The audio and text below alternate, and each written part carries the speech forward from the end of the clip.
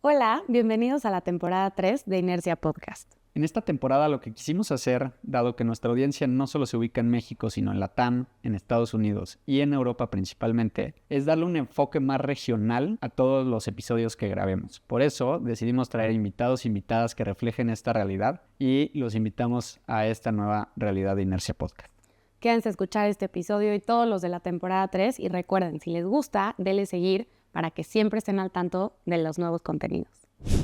Hola, buen día y bienvenidos de nuevo a Inercia Podcast. En esta ocasión estoy muy contenta de tener aquí a Pati Moles, que está siendo justo mi maestra en un curso que es hiper interesante y si quieres ya al final tocamos un poco de qué va ese, pero la verdad es que desde que te conocí y empecé a ver un poco de tu trayectoria dije, tengo que traer la inercia, tenemos que platicar de esto en un foro que sea pues mainstream, ¿no? Como buscamos que toda la audiencia se pueda enterar. Entonces, Pati, buenos días y muchas gracias por estar acá con nosotros. Muchísimas gracias, Paulina. Me da muchísimo gusto poder estar aquí y platicarles un poco de cómo va avanzando esta agenda de la sostenibilidad y transformando las prácticas empresariales. Entonces, bueno, felicidades por la iniciativa de tener este podcast y pues feliz de poderles contar un poquito de todo lo que hemos aprendido a lo largo de los años. Sí, justo me gustaría empezar ahí. Digo, yo obviamente me eché una muy buena investigada de pues, quién eres tú, ¿no? Y qué has hecho. Y vamos a ir tocando eso en diferentes preguntas en la entrevista, pero pues bueno, eres economista por el ITAM, hiciste tu maestría en London School of Economics y me gustaría preguntarte, digo, a mí me pasa que aún ahorita, ¿no? Yo me gradué en 2020 de la licenciatura y empecé a trabajar en sostenibilidad un poco por azares del destino y de ahí dije, esto es mi vocación y aquí me quedo. Y me pasa que todavía la gente dice, es que esto es muy nuevo, ¿no? Esto acaba de llegar. Y obviamente viendo tu recorrido, desde mi perspectiva, ¿no?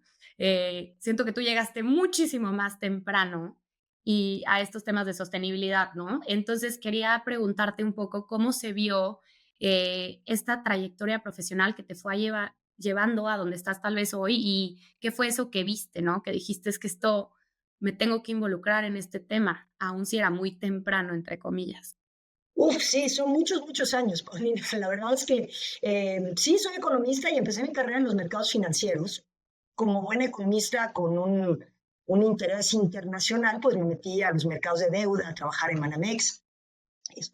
Hice una primera maestría en ESADE, en negocios internacionales, y sí, mi formación es absolutamente de negocios, además soy hija de empresario, vi los negocios, permearon en mi casa, la gestión, las buenas prácticas de gestión, vi a mi padre emprender y demás, pero regresando de la maestría, ya pagando mi maestría en el banco, empecé a tener dudas si esto de los mercados era lo mío, ¿no? Como que ya eso de despertarme todos los días a ver cómo andaba la tasa de interés me empezaba pues a me parecer un poco monótono. Y tuve la enorme oportunidad de tener una invitación a trabajar en el desarrollo de instrumentos financieros en la Semarna, que era acababan de crear la Secretaría de Medio Ambiente y Recursos Naturales, y estaban interesadísimos en encontrar formas de financiar la inversión en la conservación de recursos naturales o en actividades que preservaran el medio ambiente. Y esa fue mi entrada a lo que sería después llamado sostenibilidad. Digo, obviamente ya había gente que hablaba de desarrollo sostenible en esa época, pero te estoy hablando de 1995. O sea, realmente es hace muchísimos años. Por azares del destino me casé y me fui a vivir a Londres y obviamente con el perfil que yo tenía, pues el trabajo que encontré fue en un banco multilateral en la tesorería para emitir bonos y deuda, pero tuve la suerte de también ser aceptada en una maestría, donde yo pedí como tesis el entender cómo estos aspectos relacionados con medio ambiente, sobre todo medio ambiente, pero al estudiarlo entendí que los aspectos sociales estaban muy ligados, podrían afectar la TIR de un proyecto. Y entonces mi tesis de esta maestría en la London School of Economics tuvo que ver con entender cómo el Banco Europeo de Reconstrucción y Desarrollo podría tener impactos en su TIR por no considerar o considerando algunos aspectos relacionados con los impactos. Primeramente eran impactos, ¿no? Que tanto los proyectos destruyeron el medio ambiente y podrían tener exposiciones a multas o paralizaciones, pero poco a poco yo fui entendiendo que la verdad se empezaban a desarrollar ciertos mercados, los consumidores empezaban a interesarse por ciertos productos sostenibles. Me fui a vivir a Brasil Y en Brasil otra vez tuve mucha suerte y encontré un grupo de empresarios que querían montar un banco verde. ¿Y qué buscaban? Buscaban aprovechar todos estos nuevos mercados, ya estamos hablando del 99, que 99-2000 se empezaba a crear los mercados orgánicos, los mercados de productos sostenibles. Había un porcentaje de la población que decía, no, yo quiero mejores prácticas. Y entonces fue a partir de ahí que empecé a entender que incorporar factores de sostenibilidad en la gestión te daba ventaja competitiva y conseguías atender ciertos nichos y conseguías empezarte a posicionar como una empresa diferenciada. En esas épocas, irónicamente, cuando hablabas con los grandes como las multinacionales, como Nestlé, decían, eso es imposible, rastrear de dónde viene tu materia prima, no, nunca lo vamos a lograr. Y hoy ganas con ellos y te dicen, somos nuestra trazabilidad total, han cambiado sus prácticas, pero en esas épocas eran los chiquitos, los emprendedores, los que estaban así, los inversionistas de nicho, las empresas chiquitas que decían, no, hombre, podemos hacer esto de una forma diferente, un manejo que no destruye el bosque, empezaron las certificaciones de sostenibilidad. Y bueno, a raíz de eso, me quedé en este fondo 3, 4 años y me invitaron a ser country head de una empresa, o sea, fui saliendo de los mercados de capitales y me acabé de country head de una empresa que procesaba cacao como ingrediente para pues las grandes multinacionales que utilizaban el cacao para hacer chocolates, golosinas, todo lo que tenía, que tiene algún sabor a chocolate. Y entonces entendí la realidad de lo que son las grandes cadenas de valor y lo difícil que era incorporar aspectos de sostenibilidad. Y ahí en la práctica, porque ahí realmente ya es irte al campo y hablar con el productor de cacao y decirle, oye, ¿y qué es sostenible para ti? ¿Qué no es? No, pues mira, si uso este tipo de paquete tecnológico de fertilización, agrotóxicos, mi rendimiento puede ser A o B, pero si hago estas otras prácticas es un poco más caro, pero mi rendimiento mejora. Y fui aprendiendo mucho con los agricultores en lo que era la verdadera sostenibilidad en el campo.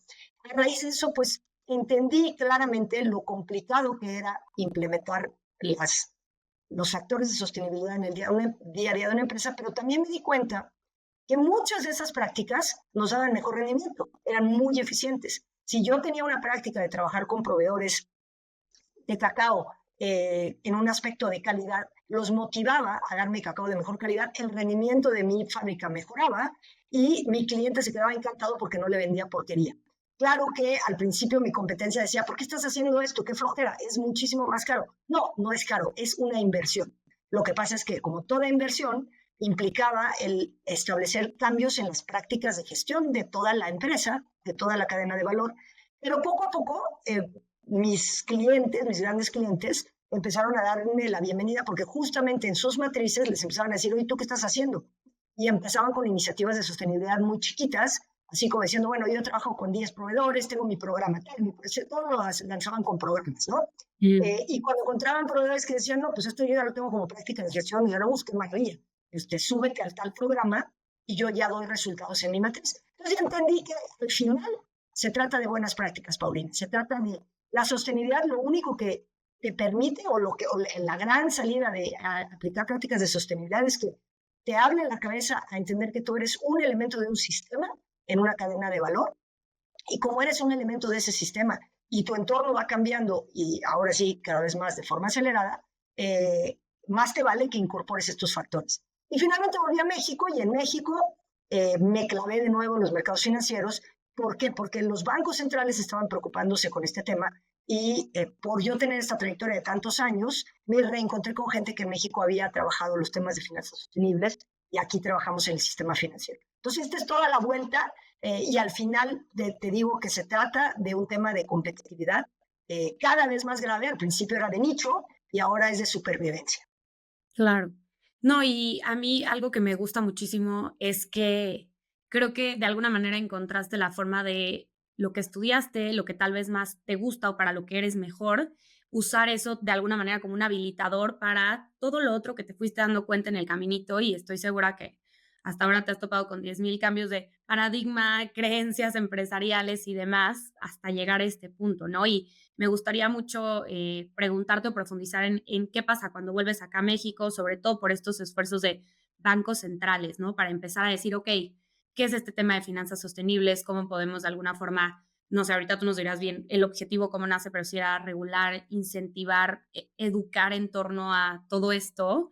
Y sobre todo, digo, en Inercia hablamos mucho a nivel regional, porque sabemos que la TAM es es una cosa muy específica, ¿no? Y cada país con sus diferentes retos socioambientales y demás, pero ¿cómo ves, sobre todo en esto que participaste, cuáles pudieron haber sido algunas barreras, que tal vez las siguen habiendo, y o habilitadores para que en mercados nacionales o en México, como nos lo prefieras decir, pues empezar a implementar en realidad, ¿no? Y la gente dijera, bueno, esto tiene mucho sentido. Sí, mira, ha sido súper interesante, Paulina, porque pasamos de tener, a lo que yo me dedicaba durante mucho tiempo, era de encontrar, a encontrar este tipo de prácticas empresariales que justificaran claramente como buen negocio la sostenibilidad. Durante un tiempo era mucho de encontrar oportunidades de mercado, hicimos inversiones en América Latina, en el fondo de inversión en que yo trabajaba, y yo en el cacao trabajé en toda América Latina, trabajando con clientes en Argentina, clientes en Colombia teníamos menos clientes, pero teníamos también muchos clientes en Chile que nos compraban a nosotros el cacao. Y muchos de ellos eran como un desafío yendo para adelante en el tener que hacer inversiones para la sostenibilidad. Y poco a poco nos fuimos dando cuenta que los mercados financieros se empezaron a preocupar de forma bastante seria sobre las implicaciones que era invertir en empresas que no tenían esto en el radar. Empezaron iniciativas como los principios de inversión responsable, que eran iniciativas de grandes fondos de inversión que decían, oye, a mí este tema me empieza a preocupar, sobre todo no solo por el tema de degradación de los recursos naturales, de prácticas industriales que podrían contaminar, que eso te hacía quizás te exponía a una multa, a una pérdida de licencia social para operar, pero era muy local. Pero el cambio climático ya no era local, el cambio climático era global. Y cuando este tema empieza a ser entendido por los mercados financieros, te estoy hablando más o menos del 2015, y al mismo tiempo la comunidad internacional empieza a firmar los acuerdos para decir, oye, sí tenemos que reducir las emisiones de gases de efecto invernadero porque el cambio climático se puede volver un factor de total inestabilidad de nuestro entorno si no estabilizamos las emisiones. Entonces, en ese momento ya se trata del mercado financiero entrando en juego.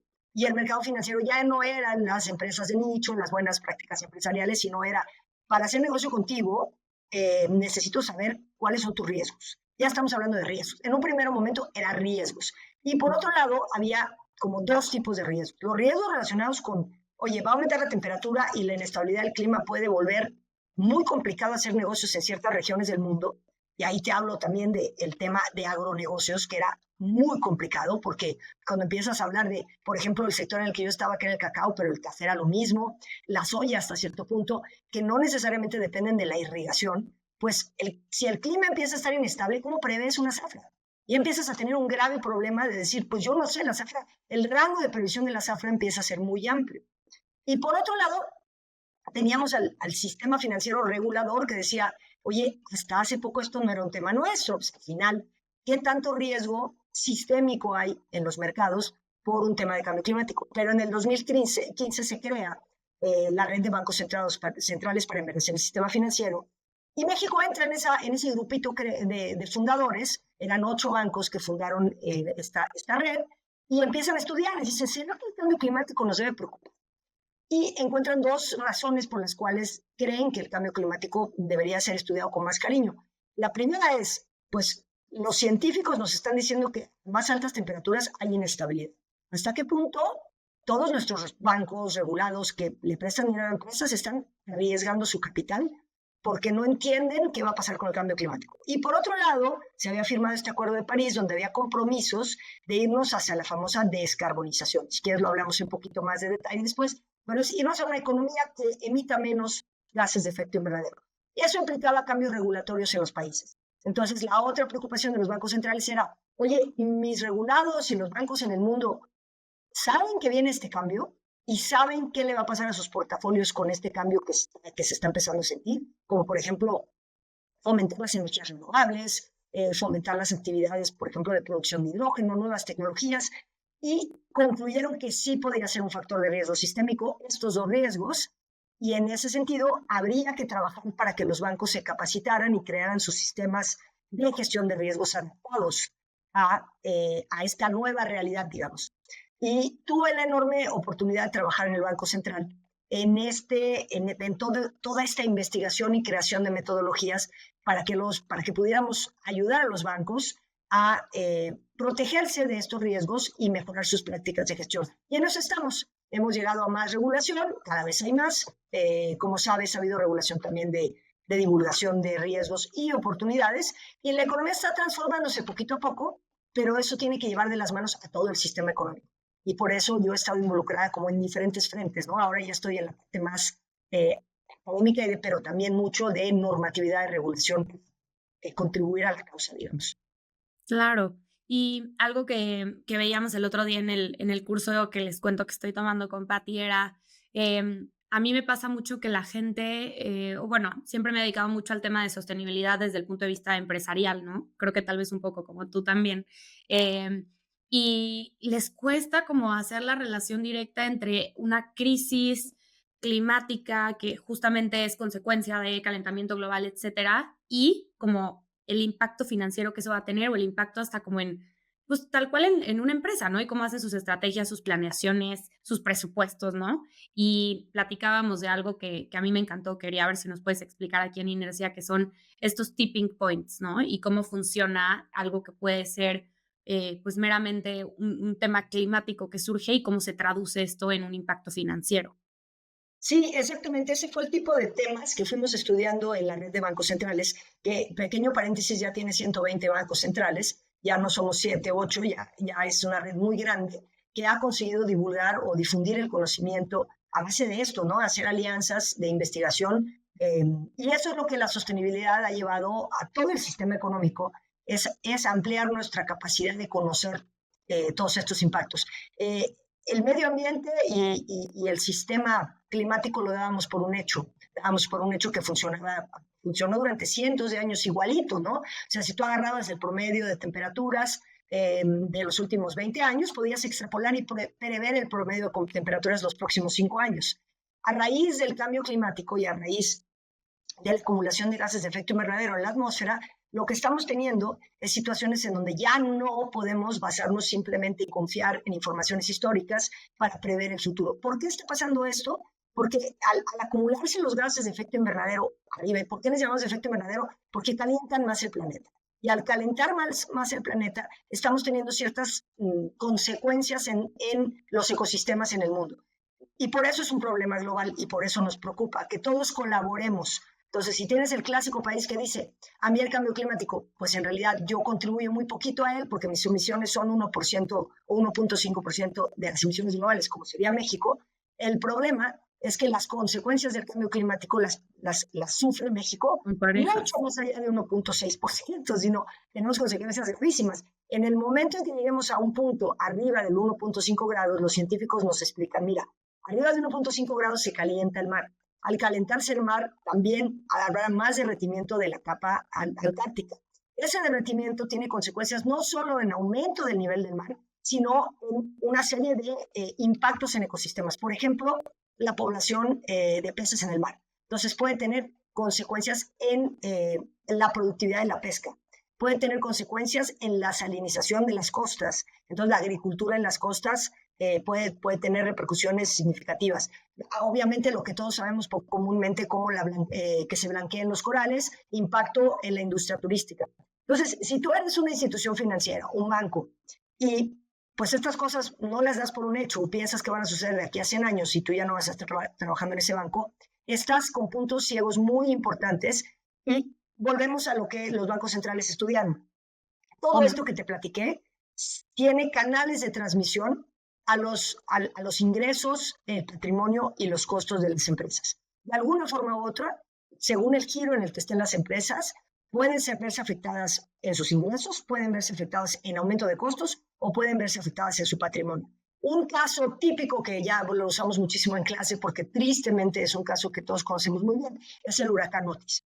El huracán Otis, si ustedes, si tú ves, se los decía en la clase, ¿no? Si ves los reportes del CENAPRED, había probabilidad cero, según los análisis estadísticos históricos, de que hubiera un huracán nivel 5, categoría 5 en las costas de Guerrero. Claro, porque consideraban las informaciones históricas. Sin embargo, como estamos en una situación inédita de aumento de temperatura y estamos teniendo estos puntos de pico en donde los ecosistemas ya se comportan y el sistema de clima se comporta de forma inestable, pues no tenemos cómo prever con información histórica lo que va a pasar en el futuro. Lo que tratamos de hacer son modelos prospectivos.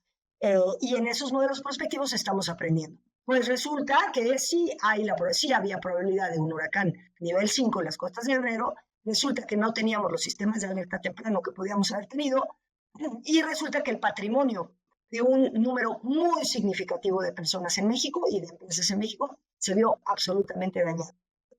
Si alguna institución financiera hubiera quizás usado mecanismos prospectivos, quizás hubiera tomado ciertas medidas defensivas, pero lo hacen ya en las costas de Quintana Roo, en donde las prácticas de construcción ya quizás dicen, es que es más costo. Pues sí, pero fíjate en la consecuencia de una destrucción de tu patrimonio. Ahora, si tú no lo sabes y vives totalmente en el oscuro, pues vas a pensar que esto fue un acto que no tenías cómo prever. Sí tienes cómo preverlo, lo que pasa es que tienes que cambiar tus prácticas y tienes que empezar a considerar todas estas posibilidades en tus decisiones de inversión. Y eso es lo que ha hecho la red de bancos centrales para endurecer el sistema financiero. Crear metodologías que ayuda a las instituciones financieras y más allá de esta red, muchísimas instituciones e iniciativas internacionales tienen estas metodologías que te ayudan a identificar lo que llamamos los canales de transmisión. Entonces tú vas a poder saber cómo un evento climático o un evento de quizás pérdida de biodiversidad por un aumento de temperatura, como vimos, estamos empezando a tener ajustes en las cadenas alimentarias de ciertos lugares como en Tabasco, donde se les están muriendo los ¿cómo se llaman estos? Los marsupiales, ¿no? Los changuitos se les están muriendo, y esa muerte puede generar trastornos en una cadena alimenticia. El problema de la falta de polinizadores puede generar trastornos en cadenas alimenticias y afectar la productividad agrícola. Entender todo esto, y no se trata de ser fatalista, se trata de decir, yo estoy en un nuevo entorno, entonces déjame entenderlo, y para poder sobrevivir en este entorno me tengo que adaptar. Siempre nos hemos adaptado los seres humanos. Lo primero que tenemos que hacer, obviamente, es reducir las emisiones, pero lo segundo es decir, estoy en un nuevo entorno y si no consigo trabajar en ese nuevo entorno, voy a tener un serio riesgo de perder o patrimonio o perder utilidades o tener un aumento muy repentino en costos que yo no imagino, ¿no? Entonces, es lo que está haciendo el sistema financiero, y poco a poco se están adaptando a esta realidad. Claro.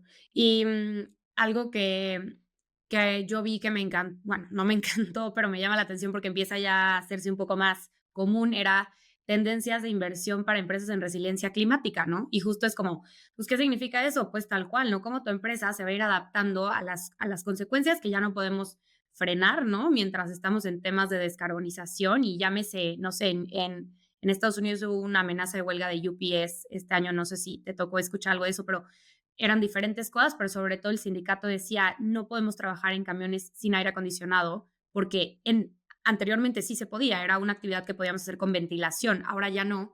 Y bueno, se tuvo que hacer cierta inversión y demás, pero son cosas tal vez ejemplos muy, muy simples de algo que pues, tal vez UPS decía, pero es que en esta zona del país no se necesita aire acondicionado en nuestros camiones, ¿no? Por ende, las flotillas son tales, el gasto de gasolina es tal, y ahorita ya es otra cosa, ¿no? Porque hay que adaptarse.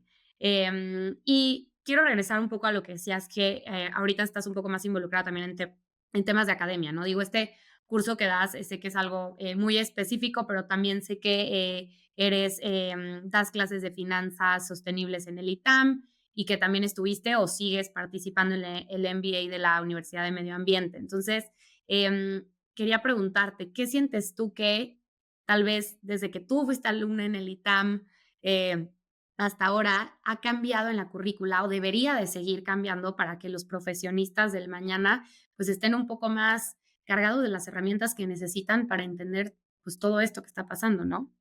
Sí, Paulina, la verdad ha sido interesantísima esta trayectoria académica. Yo creo que después de tantos años de estar en la práctica, siempre me ha interesado como hacer un pasito para atrás y entender esto del punto de vista de cambios en los sistemas, cómo va. Empezamos el trabajo de finanzas sostenibles muy orientado a profesionales, un poco como estamos haciendo con este curso introductorio que estamos teniendo ahorita, porque era lo más urgente, ¿no? Y decían, necesito saber, porque estoy en la práctica, ¿no? Estoy en por ejemplo, teníamos hace 4 o 5 años gente que decía, yo estoy cotizada en bolsa y me hacen preguntas que no sé responder.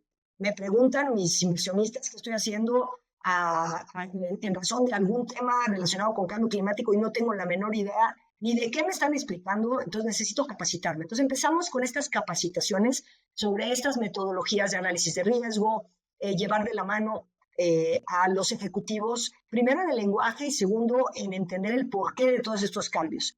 Y ahora en el ITAM está pasando una cosa muy interesante. Ya llevamos varios años en el diálogo. El sector académico es de los sectores que tristemente tarda más en entender lo que está pasando allá afuera, ¿no? Hablamos de investigadores que están muy metidos en su investigación, pero que a veces les cuesta trabajo salir a ver el mundo real, como dices, a la huelga de UPS, cuando dices, no, espérame, ¿no te das cuenta que la temperatura promedio aumentó? Y eso implica aumentar costos operacionales, pero en el momento que el sector académico entra en este tema, lo entiende mucho, quizás con muchas más herramientas que lo podría entender el sector empresarial. Y hemos estado en unas discusiones intensivísimas sobre si debería haber una carrera de sostenibilidad o deberíamos incorporar de forma transversal la sostenibilidad en todas las carreras. Y estamos más para esta segunda opción. Y yo estoy haciendo un experimento porque tengo la oportunidad en este momento de dar la materia de estrategia de negocios en la carrera de administración y la carrera de negocios. Primera vez que estoy dando clases en la licenciatura. Yo, como te digo, daba más la capacitación en temas ejecutivos, en programas ejecutivos, y la sigo dando. Pero ha sido interesantísimo ver cómo los alumnos, para ellos esto hace total sentido. O sea, es mucho más fácil para un alumno de licenciatura verle total lógica y sentido común a la incorporación de aspectos de sostenibilidad en el día a día de una empresa. O sea, al principio, cuando yo empezaba a darles algunos casos para entender lo que son las emisiones de carbono, la decisión del caso BMW, si me sigo con coches eléctricos o hago una familia de híbrido eléctrico y convencional, decisiones estratégicas de negocio, ¿no? Cómo cambio mi modelo de negocio o lo adapto, o cómo uso la sostenibilidad para ser la empresa más de punta, como sería Natura, en donde permea en todas las decisiones de la empresa la sostenibilidad, desde la planta de producción hasta la contabilidad. Todas las decisiones de la empresa incorporan factores de sostenibilidad y eso la ha vuelto una líder de mercado en su país, una marca referencia. Entonces, como estamos estudiando estos modelos, ¿no? Y a los alumnos les parece absolutamente obvio y razonable y no les asusta el cambio porque ellos viven en el cambio. A los ejecutivos que digamos, moldearon con una idea, hay mucha resistencia al principio de decir, no, bueno, esto va a costar horrores, no, esto se trata de responsabilidad social, de buen comportamiento, yo soy una pyme, no me lo puedo permitir, estoy muy chiquita. La resistencia viene de aquellos que ya están en el mercado de trabajo hace 20 años. Los que van a entrar al mercado de trabajo les parece absolutamente obvio, normal, y sería una locura no incorporarlos, estos elementos, ¿no? Y eso ha sido muy interesante porque en realidad encaja perfecto en una materia de planeación estratégica los aspectos de sostenibilidad porque se entiende mucho más fácil el porqué de tomar ciertas decisiones. Obviamente hay todo un aspecto relacionado con tu marco normativo que te obliga a actuar de ciertas formas, pero también si se entiende solamente como una obligación de compliance, creo que pierdes una enorme oportunidad. Entonces, en la academia ya se está entendiendo, se está, por lo menos en mi mundito en el que estoy, en el ITAM, pero sé que, por ejemplo, el TEC de Monterrey también está muy a la vanguardia de decir, vamos a tocar estos temas y vamos a tocar estos temas entendiendo que es la nueva forma de operar. Ya no podemos ser el empresario de la generación de mi papá. Ya somos el empresario de una nueva generación con un entorno absolutamente y radicalmente diferente desde el punto de vista del entorno físico, del entorno regulatorio, del entorno tecnológico y del entorno de mercado. Entonces, si estos 4 elementos no los consideras en tu plan de negocios o en tu modelo de negocios, pues no te deseo, no espero que dures mucho en el mercado. Te vas a tener que adaptar o morir. Y eso lo entienden muy bien los alumnos. La verdad es que ha sido una gratísima sorpresa. Sí.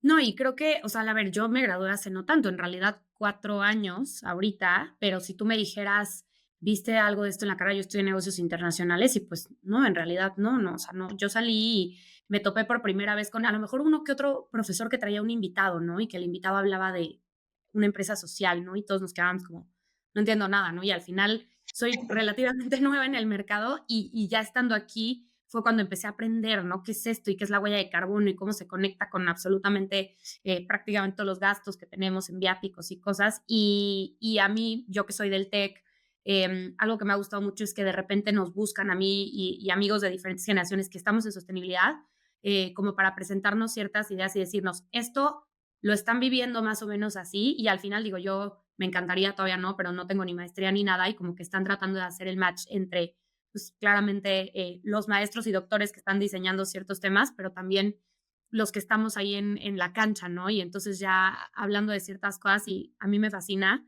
espero que, digo, sé que ahí van, están los esfuerzos, pero Momento. eh, siento que algo que me he dado cuenta es que las personas que estamos en sostenibilidad a veces estamos súper al tanto de quién está en qué grupos hay, qué iniciativas existen. Te sales un poco de la burbuja y digo, por eso nació Inercia, ¿no? Porque yo iba a lo mejor a una comida familiar y me preguntaban, pero ¿y tú qué haces, no?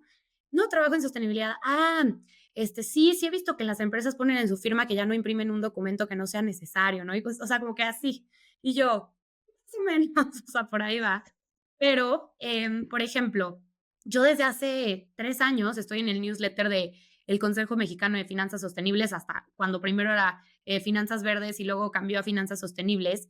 Y quería ver si, estando aquí en este foro, nos puedes contar también un poquito de cuáles son estos como grupos de trabajo en los que tú estás involucrada, por ejemplo, qué es el Consejo Mexicano de Finanzas Sostenibles, para qué existe, y a lo mejor una que otra que consideres tú que, porque para mí, cualquier profesionista que esté en este newsletter y entre a uno que otro webinar, es un tema como de lifelong learning, ¿no? Como seguimos aquí aceptando que tenemos que actualizarnos constantemente.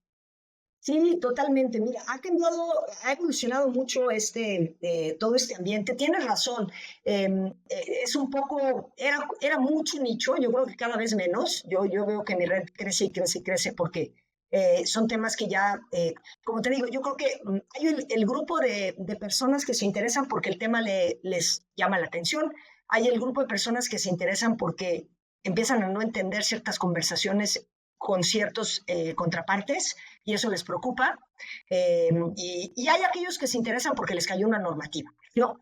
Porque el mundo está cambiando y, bueno, prueba de ello es la normativa que sacamos en el CINIC para revelaciones y eso trajo todo un mundo de participantes que decían, ¿y esto cómo se come? O sea, no sé ni lo que es un gas de efecto invernadero. Entonces, sí ha tardado mucho en permear en la sociedad. En otras regiones no. En Europa es ya más cotidiana la conversación sobre gases de efecto invernadero, en México menos.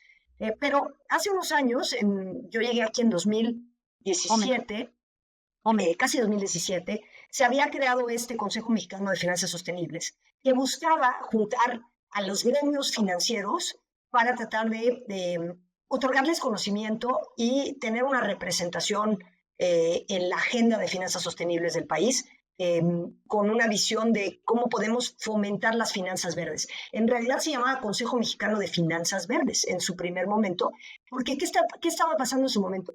Estaba teniendo, así como en los mercados físicos y de productos tuvimos el nicho orgánico, el nicho sostenible, en los mercados financieros empezamos a tener el nicho de los instrumentos financieros sostenibles, los bonos verdes, los bonos sostenibles. Entonces, había emisores que decían, no, yo quiero hacer una emisión con esta característica. Y entonces el mercado financiero se empezó a interesar por este tema. Y el consejo les trajo, que era en ese momento de finanzas verdes, les trajo herramientas, y empezó a fomentar que la movilización de capitales se fuera hacia estos aspectos verdes, hacia las energías renovables, hacia la conservación de agua, que hubiera inversión en estas actividades que son productivas, pero que fomentan la descarbonización. En paralelo, en el 2019, hicimos un estudio con el sistema financiero, yo ya estando colaborando con el Banco Central, en donde entrevistamos a todas las instituciones que pudimos del sistema financiero. Fueron 66 instituciones encuestadas, de las cuales 40 entrevistas de 2 horas. O sea, yo me senté con directores de riesgo, directores de crédito de las instituciones financieras, y hacerles preguntas sobre riesgos. O sea, ¿qué tanto entendían los riesgos climáticos? Y en esas preguntas, que eran casi mini seminarios, nos dimos cuenta que las instituciones estaban todavía lejos de entender sus riesgos. Y teníamos conversaciones paulinas divertidísimas. Bueno, ahora las veo divertidísimas, pero en su momento era decir, no, pues yo soy un banco, pero yo no tengo riesgos relacionados con cambio climático. Ninguno. No, estoy súper bien. Oye, pero operas en las costas de Quintana Roo. Sí, sí, sí, operan las cosas de Quintana Roo. Oye, ¿y tienes problema de tus clientes? ¿Tienen problemas de sargazo? Sí, una lata. Es durísimo el tema del sargazo. Y ya tuviste que cambiar tus proyecciones de ocupación y sí, tuvimos que cambiar las proyecciones porque bajó la ocupación. Eso es un riesgo climático. Eso es un riesgo climático. Sí. Oye, ¿y tienes algún riesgo de que le cambien la otorga de agua a un proyecto agrícola? Estamos preocupadísimos en la región de tal porque el agua está. Eso es un riesgo climático. Entonces empezaron a entender que intuitivamente conocían los riesgos, pero no tenían las metodologías.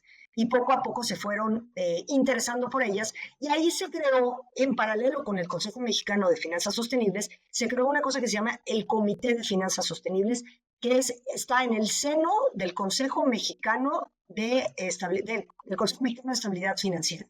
¿Qué es lo que hace este Comité Mexicano de Estabilidad Financiera?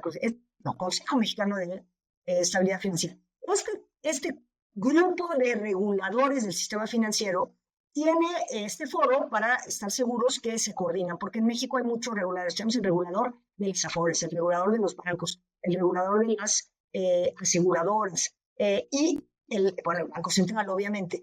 Para que hubiera coordinación se creó este Consejo de Estabilidad Financiera del Sistema Financiero y en el seno de este consejo se creó el Comité de Finanzas Sostenibles. Y en el Comité de Finanzas Sostenibles se define la agenda que va a seguir el sistema financiero mexicano hacia la sostenibilidad. Bueno, pues el Consejo Mexicano, que es una institución privada, se sienta en el Comité de Finanzas Sostenibles, observa, hace observaciones, participa y se ha ido delineando la agenda en 4 frentes. La creación de una taxonomía, una clasificación de actividades que se pueden llamar sostenibles, qué puede ser sostenible y qué no puede ser sostenible, y esto es una taxonomía, clasificación de actividades, la movilización de recursos, el fomentar la movilización de recursos hacia actividades que puedan ser clasificadas como sostenibles, el trabajar en estándares de revelación de información de riesgos y oportunidades relacionados con sostenibilidad. Y un cuarto grupo de trabajo que se dedica a la organización de la divulgación en el sistema financiero como todo. Entonces, estos grupos de trabajo lo que hacen es que van ayudando y llevando de la mano a los bancos a trabajar en el análisis de los riesgos a través de estos grupos de trabajo y en la revelación de los riesgos y también a organizarse para poder entender qué están canalizando de inversión hacia actividades que son consideradas sostenibles. Entonces, imagínate, todo esto está sucediendo en el sistema financiero. Hay reuniones cada mes. Por eso, si tú te metes al newsletter del Consejo Mexicano, va a ser un montón de actividad.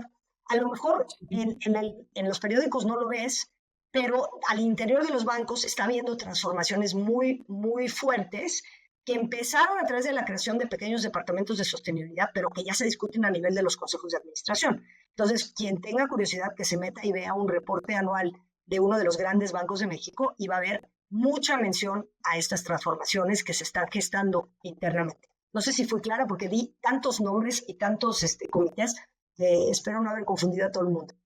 No, yo creo que ahorita lo vamos bajando, pero justo tuvimos aquí a Eric de la CONSAR explicándonos de la taxonomía, entonces igual, si eso es algo que no habían escuchado, regrésense a la temporada 2 y van a escuchar a detalle el porqué y sobre todo el tema que tiene que ver con las diferentes pues, directrices o cosas que están saliendo de parte de la CONSAR también, ¿no? Para el tema de inversiones de Afores, pero no, mil gracias.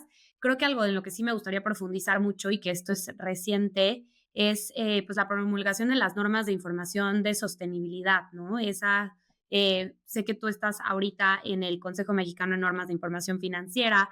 A mí te voy a decir cómo yo lo entendí, por qué me emocionó tanto y ahorita tú me dices si lo entendí bien, pero creo que al final este discurso a veces de que sí, tienes que reportar ante GRI porque eres público, tienes inversión o tu matriz está en un mercado que sí está regulado y demás. A veces un poco en mi pitch de por qué esto era importante, muchas pymes se sentían que quedaban fuera, ¿no? Como que decían, es que sí, pero yo no tengo ese tipo de pues, motivaciones, incentivos, etcétera, porque no me lo están pidiendo y me gustaría hacer algo, pero no me voy a ir ya a un marco, ¿no? Tan complejo que no convive con lo que yo ya conozco.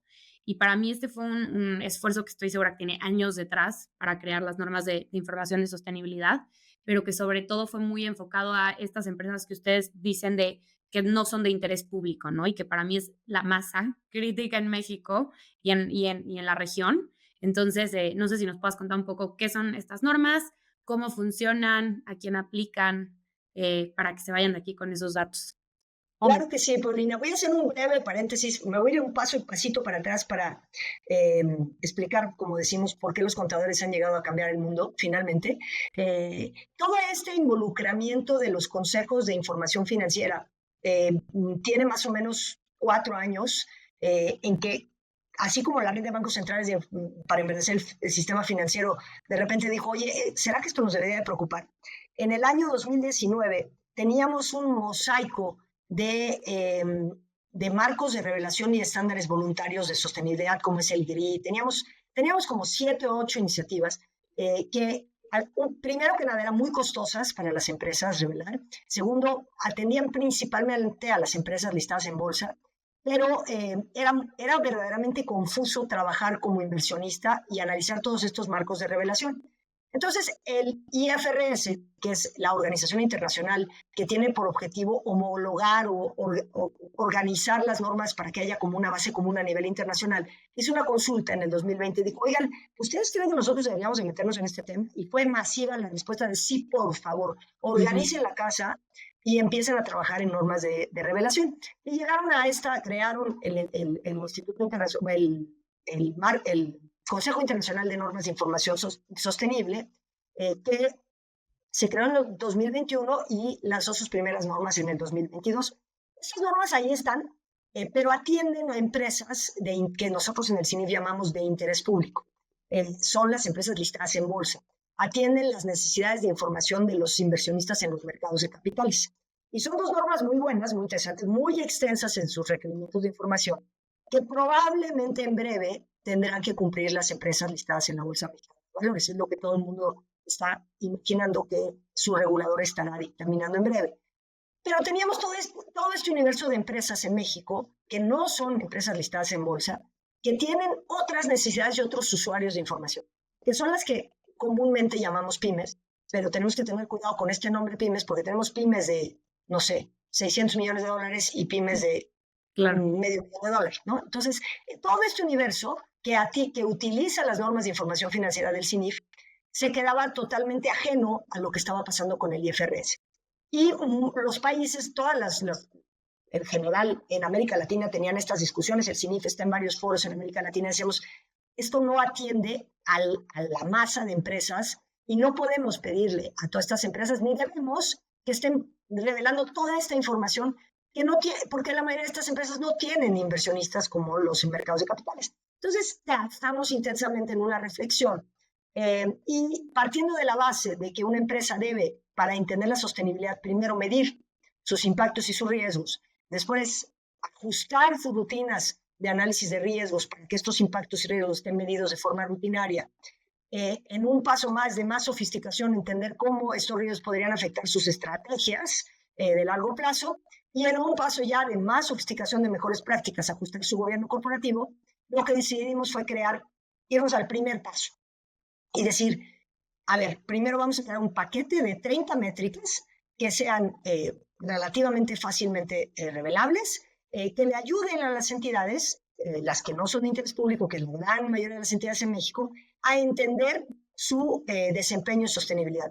Entendiendo que la mayoría de las empresas de México va a ser la primera vez en su vida que van a empezar a entender. Algunas no, porque aquellas que ya tienen que ya son parte de empresa socialmente responsable, el sello, han hecho algunas mediciones. Han hecho mediciones de residuos, han hecho mediciones quizás de consumo de agua, quizás no de emisiones, pero han hecho algunas mediciones y han empezado a trabajar este tema con una visión más pues es que soy responsable, es que quiero posicionarme en el mercado como una empresa pues más responsable para México, etcétera. Ahora lo harán de forma normativa, pero estos indicadores que pedimos son 30 de la familia, más o menos 10 de la familia ambiental, unos 8 de la familia que le llamamos social, pero es el capital humano de la entidad, y unas 12 de gobierno corporativo y prácticas empresariales.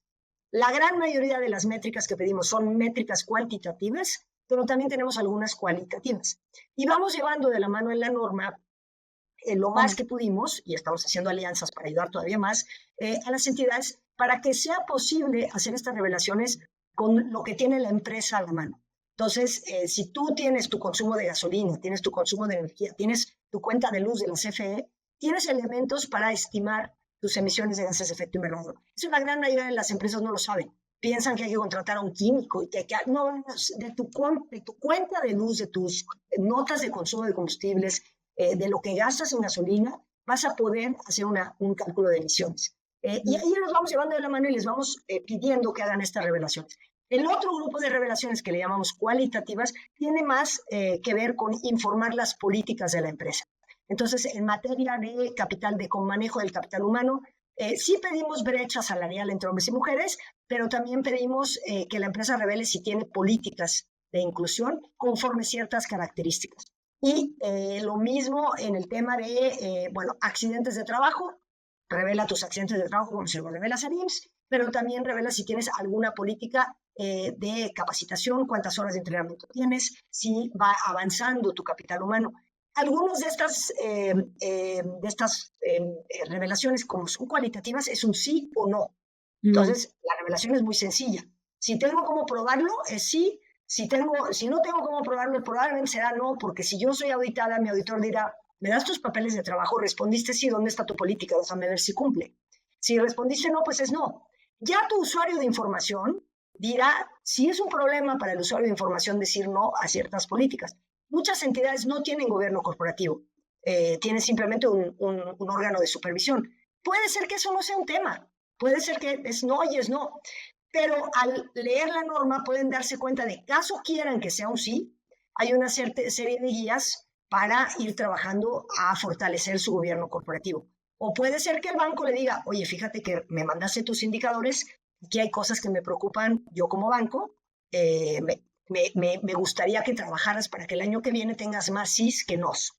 La idea de estas normas es que ayuden a los dueños de las empresas, que le den información valiosa a los clientes de las empresas, que muchas veces también tienen que revelar y reportar factores de sostenibilidad y que necesitan informaciones de su cadena de valor para poderla revelar de forma completa. Entonces, también le da información valiosa, por ejemplo, a los Walmarts de este mundo, que tienen una familia de proveedores gigantescos y que han tenido que hacer sus propios cuestionarios. Bueno, ahora tienen las normas CINIF. Los bancos están muy interesados porque las normas de sostenibilidad, las NIS que les llamamos, van a tener información valiosa de, por ejemplo, emisiones de gases de efecto invernadero. Y los bancos tienen la obligación de revelar las emisiones de gases de efecto invernadero de sus carteras. También va a haber información sobre qué tan alineados están a la taxonomía, las erogaciones de las entidades. A esto le dimos un alivio de un año más, o sea, va a ser hasta 2027 que tengan que reportar, pero le da información valiosísima a los bancos que también van a tener obligación de reportar. Entonces, estamos todos, la verdad, conectados en un sistema y el dejar a las pymes lejos o totalmente ajenos al sistema nos creaba una fragilidad enorme. Y lo que hace el CINIF es decir, sabemos que no es perfecto. Por ejemplo, si tú ves un estándar GRI, quizás es mucho más completo que lo que estamos pidiendo nosotros. Sin embargo, hay una barrera de entrada a un estándar GRI que hace que la mayoría de las empresas consideren que necesitan consultores para revelar estas informaciones y los excluye de la posibilidad de entender su desempeño ambiental. Lo que hacemos nosotros es decir, esto te acerca.